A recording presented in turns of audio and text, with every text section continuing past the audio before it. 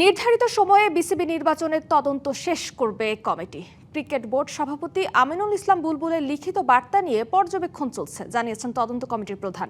Supreme কোর্টের অবসরপ্রাপ্ত বিচারপতি AKM আসাদুজ্জামান। প্রক্রিয়া মেনে চলছে তদন্তের কার্যক্রম। নির্ধারিত সময়সীমা শেষে প্রকাশ করা হবে প্রতিবেদন, জানান আসাদুজ্জামান। বুধবার বিসিবি সভাপতি আমিনুল ইসলাম বুলবুল মুখোমুখি হবেন তদন্ত কমিটির, এমন গুঞ্জন চাওয়ার হয় ক্রিকেট পাড়ায়। যদিও লম্বা সময় অপেক্ষার পরও মেলেনি তার দেখা। তদন্ত কমিটির সবাই প্রক্রিয়া মেনে কার্যক্রম চালিয়ে যাচ্ছেন। এরই মধ্যে জিজ্ঞাসাবাদ করেছে নির্বাচন সংশ্লিষ্ট 30 জনকে। দুপুর গড়িয়ে বিকেল, তদন্ত কমিটির সদস্যরা দৈনন্দিন কার্যক্রম শেষে বেরিয়ে যাবেন। এমন সময় গণমাধ্যমের কাছে তদন্ত কমিটির প্রধান জানিয়ে গেলেন সবশেষ তথ্য। বিসিবি সভাপতি সশরীরে উপস্থিত হননি, আগেই পাঠিয়েছেন লিখিত চিঠি, জানিয়ে চলছে পর্যবেক্ষণ।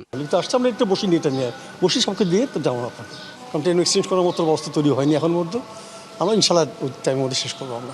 Thank you. প্রক্রিয়া কি শেষের দিকে?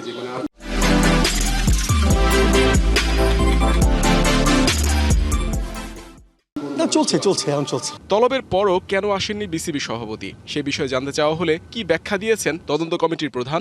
জুডিশিয়াল ইনকোয়ারিতে বসি নাই, এটা আপনাদের বারবার বলছি। জুডিশিয়াল ইনকোয়ারি হলে কাউকে শোজ করতে হবে, অ্যাকিউজ করতে হবে, অভিযোগ নিতে হবে, শুনানি করতে হবে, সেটা প্রসেসে আসে। 15 কার্যদিবসের মধ্যে তদন্ত রিপোর্ট জাতীয় ক্রীড়া পরিষদে জমা দেবে কমিটি। এরই মধ্যে সবার ব্যাখ্যা বিশ্লেষণের পর্যবেক্ষণ শেষ করা হবে। কালক্ষেপণের কোনো সুযোগ নেই। আমরা প্রসেসের মধ্যে আছি, আপনারা জানেন। আমাদের 15টা ওয়ার্কিং ডে টাইম দেওয়া হয়েছিল, তার মধ্যেই আমরা আছি। ইনশাআল্লাহ তার মধ্যেই আমরা শেষ করব। আমাদের চলতেছে, শেষ করার পর রিপোর্ট আসলে আমরা জানাবো। বিসিবি নির্বাচনের সময় তৎকালীন ক্রীড়া উপদেষ্টা আসিফ মাহমুদ ও তার ব্যক্তিগত সচিবকেও জিজ্ঞাসাবাদ করতে পারে তদন্ত কমিটি। সকল কার্যক্রম শেষে তদন্ত কমিটির প্রতিবেদন পাওয়ার পর আইসিসির কাছে পাঠাবে ক্রীড়া পরিষদ।